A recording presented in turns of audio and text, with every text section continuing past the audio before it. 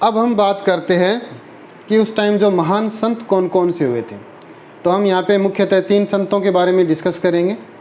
जो पहले हैं that is saint Kabir, second is Baba Guru Nanak and the third is Mirabai. तो सबसे पहले हम कबीर का जिक्र यहाँ पे करते हैं।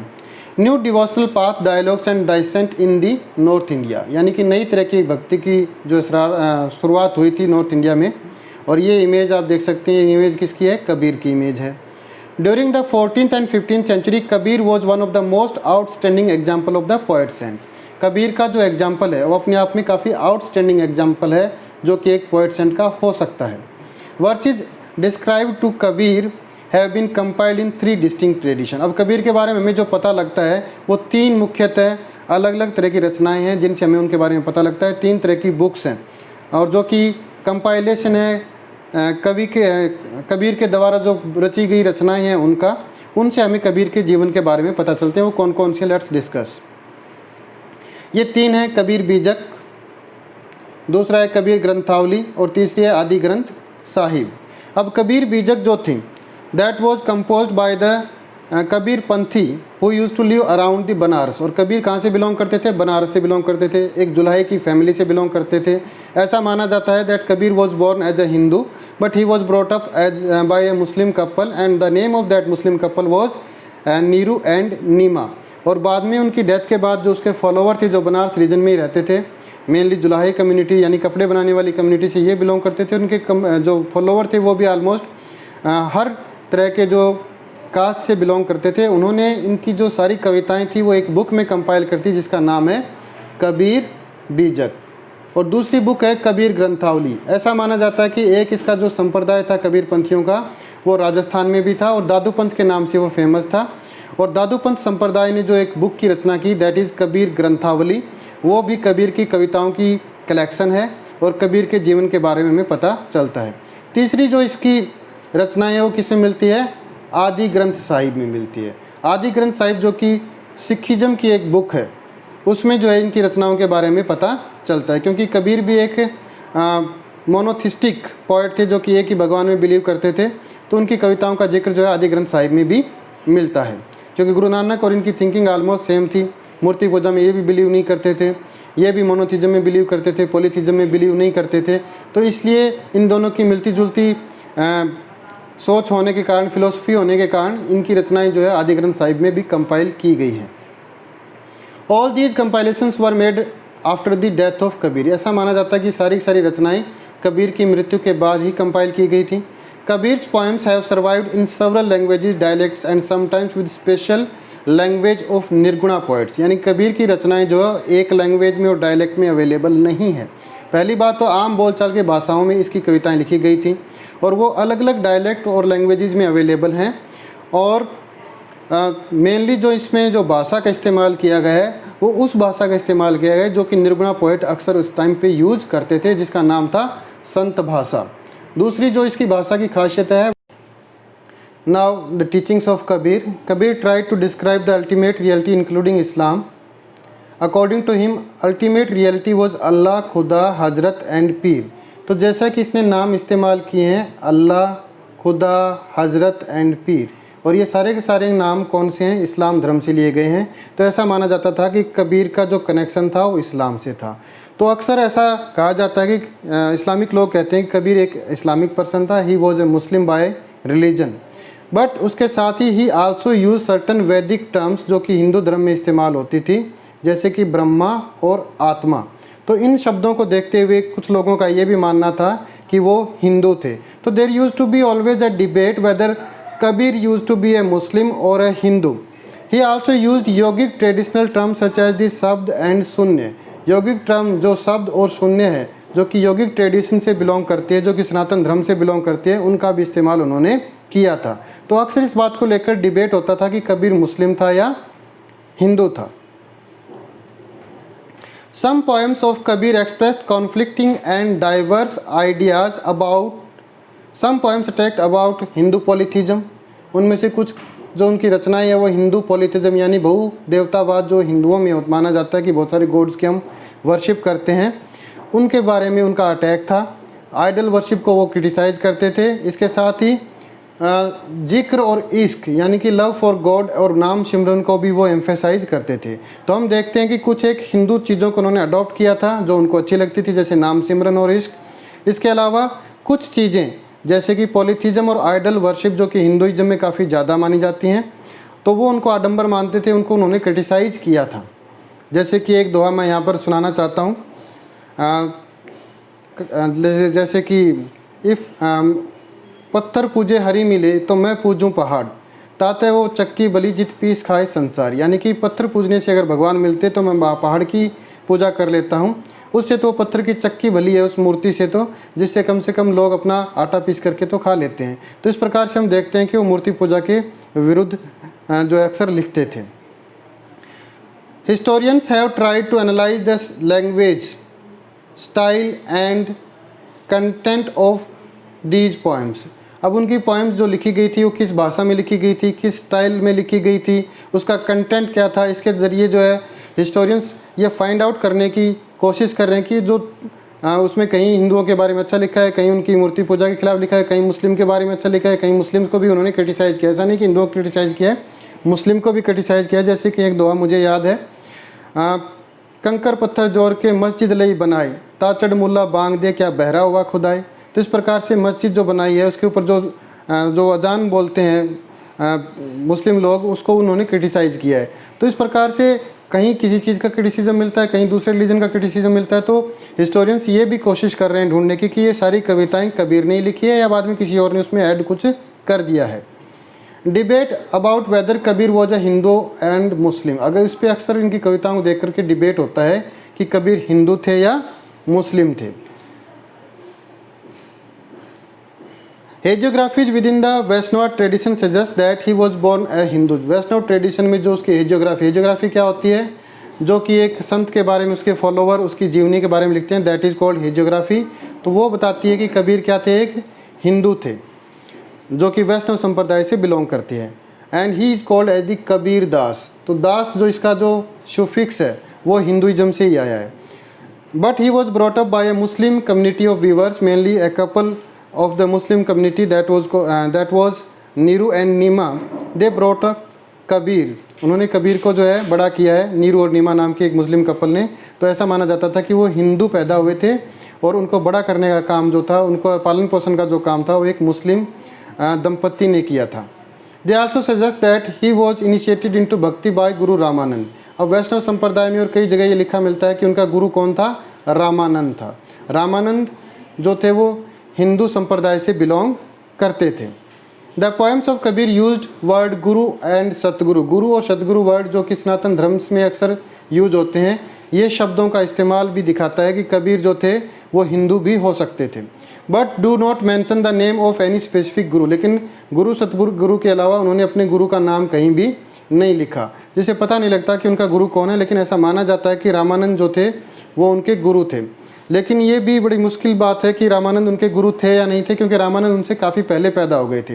लेकिन ये सच भी हो सकता है क्योंकि दोनों का जीवन काफ़ी लंबा था। रामानंद भी काफ़ी लंबा जीवन जी के गए थे और कबीर का जीवन भी माना जाता है कि he lived up to 125 years, यानी कि वो 125 साल तक जीवित रहे थे।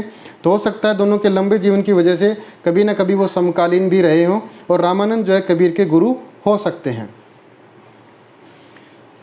Now the next is Baba Guru Nanak and the sacred word. अब हम दूसरे गुरु की बात कर रहे हैं, बाबा गुरु नानक, जो कि संत थे और जो कि पंजाबी कम्युनिटी से बिलोंग करते हैं। सरदार कम्युनिटी जो है, सिख कम्युनिटी जो है, उनसे वो बिलोंग करते हैं। ऐसा माना जाता है कि बाबा गुरु नानक का जन्म जो था एक गांव में हुआ जिसका नाम है ननकाना साहिब, और जो किसके नज़दीक पड़ता है, रावी नदी के किनारे पड़ता है, जो कि आजकल पाकिस्तान में है। और उनको जो शिक्षा दी गई थी वो एक अकाउंटेंट की शिक्षा दी गई थी और उनको पर्शियन लैंग्वेज पढ़ाई गई थी। लेकिन उनका जो है कामकाज में ज़्यादा ध्यान नहीं था क्योंकि वो मर्चेंट कम्युनिटी से बिलोंग करते थे। लेकिन वो भक्तों और संतों के जो है संगत में ज़्यादा रहते थे, इसलिए उनका प्रभाव उन पर काफ़ी ज़्यादा थे। और in the later stages of his life he turn to be a saint. कम उम्र में उनकी शादी हो गई थी, लेकिन बाद में जाकर के ये खुद ही एक संत बन गए थे और इन्होंने काफ़ी लंबी यात्राएँ की थी। आलमोस्ट कई कंट्रीज़ जो थे वर्ल्ड के उन्होंने जो है उस टाइम विजिट किए थे। अब उनकी जो टीचिंग्स हैं वो क्या हैं? His teachings are well reflected in the hymns. उन्होंने जो है काफ़ी भजन लिखे हैं और उनकी टीचिंग्स को उन भजन्स में देखा जा सकता है। And these him suggest that he advocated a form of Nirguna bhakti. जैसे कबीर निर्गुणा भक्ति में बिलीव करते थे, यानी कि किसी मूर्ति पूजा में वो बिलीव नहीं करते थे। इसी तरह गुरु नानक भी निर्गुणा भक्ति में बिलीव करते थे। दोनों की फिलोसफी ऑलमोस्ट सेम है इस मामले में। He rejected sacrifices and ritual bath, जो कि हिंदुओं में सेक्रीफाइसेज किया जाता था, रिचुअल बाथ किया जाता था, इमेज वर्शिप यानी कि मूर्ति पूजा की जाती थी। इस प्रकार से हिंदू और मुस्लिम दोनों के जो लिटरेचर था, दोनों का जो स्क्रिप्चर था, इनको इन्होंने क्रिटिसाइज करने का काम किया था, जैसे कि कबीर ने किया था। According to him the absolute रब हैज़ नो जेंडर और फॉर्म। उसके अकॉर्डिंग क्या थी कि भगवान का कोई जेंडर नहीं है, भगवान की कोई शेप नहीं है जिसकी हम पूजा कर सकते हैं। इस प्रकार से गुरु नानक की जो टीचिंग्स थी वो ऑलमोस्ट कबीर की टीचिंग से मिलती। उनकी जो टीचिंग्स हैं वो जो है उनके भजनों में मिलती है, जिनको क्या कहा गया है, शब्द, जो कि पंजाबी भाषा में लिखे हुए हैं। और वो उस टाइम की भाषा थी, उस रीजन की भाषा थी जहाँ वो रहते थे, और उन्हीं जो है अलग अलग रागों में उन्होंने इनको शब्दों का जो है रचना की थी। तो उनकी पोइट्री से उनके जीवन के बारे में हमें पता चलता है।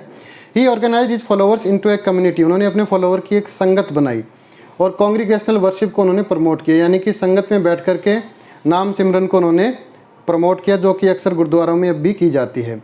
ही appointed one of his disciple. उनके एक डिसाइपल थे जिनका नाम था अंगद देव। उनको जो है बाद में उन्होंने अपना सक्सेसर नियुक्त कर दिया था और वो नेक्स्ट जो गुरु थे सिखिज्म के बने थे। Guru Nanak did not want to establish a new religion. Guru Nanak कभी नहीं चाहते थे कि वो एक नए धर्म की स्थापना करें, लेकिन बाद में उनके फॉलोवर जो थे उन्होंने एक नए धर्म की स्थापना कर दी थी। मेनली जो 10वें गुरु हैं सिखिज्म में, दैट इज़ गुरु गोविंद सिंह जी, उन्होंने जो है एक नए धर्म की स्थापना की थी जिसका नाम था खालसा पंथ। Teachings of Guru Nanak. After his death his followers consolidated their own practice to form a distinct community. उसके जो फॉलोअर थे उन्होंने अपने प्रैक्टिस को कंसोलिडेट करके एक नई कम्युनिटी का निर्माण किया। And the fifth Guru Arjun Dev compiled Guru Nanak hymns along with those of 4 successor. यानी कि गुरु अर्जुन देव जो कि 4th गुरु माने जाते हैं सिखिज्म के, उन्होंने गुरु नानक और उनके जो सक्सेसर थे 4 गुरु जो थे वो 5वें गुरु थे।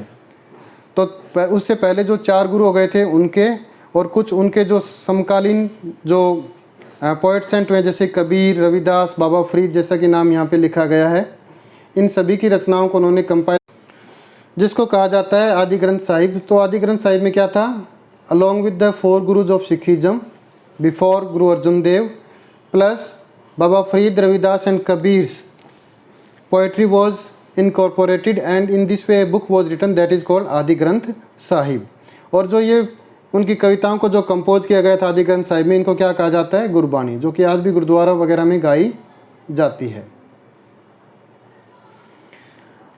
10th Guru of that is गुरु गोविंद सिंह, जो कि सिखिज्म के 10वें गुरु माने जाते हैं।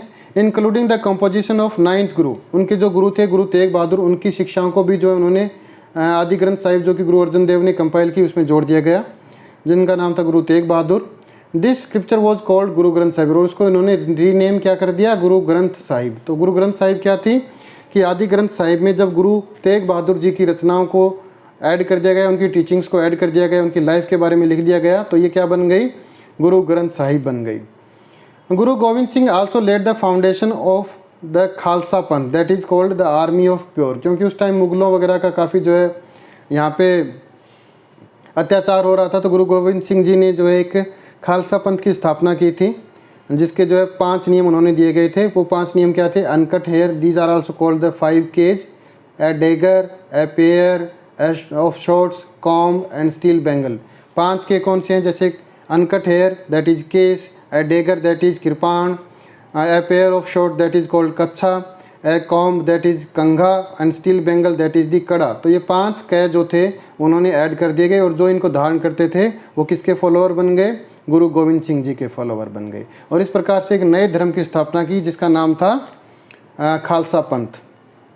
It was under the leadership of Guru Gobind Singh that the community became a socio religious and military force. तो ये एक प्रकार से एक अलग धर्म की स्थापना हो गई, सोशियो रिलीजियस एक इंस्टीट्यूशन बन गया, और एक मिलिट्री फोर्स भी जो है उनकी लीडरशिप में ये जो है खालसा पंथ बन गया था। अब जो लास्ट पोइट सेंट हैं इस चैप्टर के जिसके बारे में हम बात कर रहे हैं वो है Mirabai.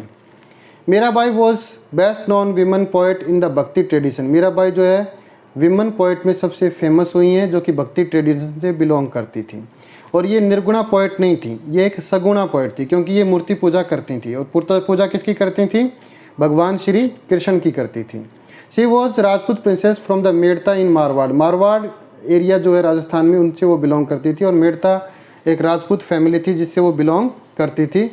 She was married to the prince of the Sisodia clan of Mewar. Mewar में जो क्लैन था वो सिसोदिया क्लैन था, जो कि राणा सांगा वगैरह से बिलोंग करता था, महाराणा प्रताप से बिलोंग करता था। तो उनकी फैमिली में उनकी शादी की गई थी और उनके पति का नाम जो था वो भोजराज था। But she defied her husband and not submit to the traditional role of wife and mother. लेकिन उन्होंने जो है अपने हस्बैंड को जो है आगे सबमिशन नहीं किया और जो ट्रेडिशनल वाइफ और मदर का जो रोल है उन्होंने वो प्ले नहीं किया। Rather she recognize Krishna the avatar of Vishnu as her husband. उन्होंने कृष्ण को क्या माना, जो विष्णु के अवतार है उनको ही अपना हस्बैंड, उनके पति के रूप में स्वीकार कर लिया और जो ट्रेडिशनल रोल एक वाइफ जो प्ले करती है वो प्ले करना उन्होंने बंद कर दिया। तो इससे क्या होगा, उनकी फैमिली उनसे नाराज़ हो गई और उनको मारने की भी कई बार कोशिश की गई थी। और इनके बारे में जो सुनने में आता है कि राणा सांगा ने कई बार इनको जो है मारने की कोशिश की गई थी और कुछ समय बाद उनके पति जो कि भोजराज थे उनकी मृत्यु हो गई थी। इस प्रकार से उन्होंने अपने एक फ्रेंड को और अपने एक साथी को भी उन्होंने खो दिया था। उसके बाद में उन्होंने जो है अपना घर छोड़ दिया था और अक्सर जो है संतों की संगत में ही वो रहती थी। और उनके गुरु को जो माना जाता है दैट इज़ गुरु रविदास, जो कि एक नीची जात से बिलोंग करते थे, कोबलर कास्ट से बिलोंग करते थे अकॉर्डिंग टू द वर्णा सिस्टम। लेकिन उन्होंने उनको अपना गुरु माना, जिसकी वजह से राजपूत फैमिली इनसे काफ़ी नाराज़ थी और उनको कई बार मारने की कोशिश की गई थी। और ऐसा माना जाता था कि कृष्ण की भक्ति के स्वरूप और कृष्ण अक्सर हर बार उनको बचा लेते थे, वो मरते नहीं थे। और इस प्रकार उन्होंने काफ़ी भजनों की रचना की थी और वो रचनाएं जो है आज भी जो है स्त्रियों के द्वारा अलग अलग मौक़ों पे गाई जाती है और उनके भजन आज भी काफ़ी फेमस हैं। तो ये है मीराबाई के बारे में। Now the last that is the epilogue of this chapter. अंत में क्या है, reconstructing histories of the religious tradition.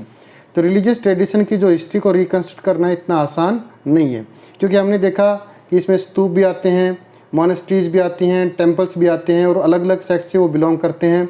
Historians also drawn textual sources including devotional literature and hagiographies. Devotional literature और एजियोग्राफी जो लिखी गई है उनको भी हिस्टोरियंस पढ़ते हैं और उनको पढ़ने के लिए, क्योंकि वो अलग अलग भाषाओं में लिखी गई हैं, अलग अलग बैकग्राउंड में लिखी गई हैं, एक हिस्टोरियन को उनमें पारंगत होना काफ़ी ज़रूरी है। जैसे कि सिंपल डायरेक्ट लैंग्वेज ऑफ वचना, वचनों की जो लैंग्वेज है जो कि बसवन्ना ने की थी वो सिंपल और काफ़ी डायरेक्ट लैंग्वेज है। जबकि फरमान जो उस टाइम पे इशू किए गए थे मुग़लों के ज़रिए या जो सुल्तान जो थे, मुस्लिम रूलर जो थे, वो काफ़ी मुश्किल भाषा में थे। तो फरमान की भाषा जो थी वो काफ़ी मुश्किल थी, जबकि उसी टाइम पे जो वचन लिखे गए थे उनकी भाषा काफ़ी आसान थी। तो इस प्रकार से एक हिस्टोरियन को मुश्किल और आसान भाषा में फ़र्क समझना चाहिए, उसको इन चीज़ों की नॉलेज होनी चाहिए। तो इनकी रिकंस्ट्रक्ट करना हिस्ट्री जो है रिलीजियस ट्रेडिशन की इतनी आसान काम नहीं है and it's a very painstaking task. ये काफ़ी मुश्किल काम है जो कि हिस्टोरियन अक्सर करते हैं। सो इस चैप्टर में बस इतना ही।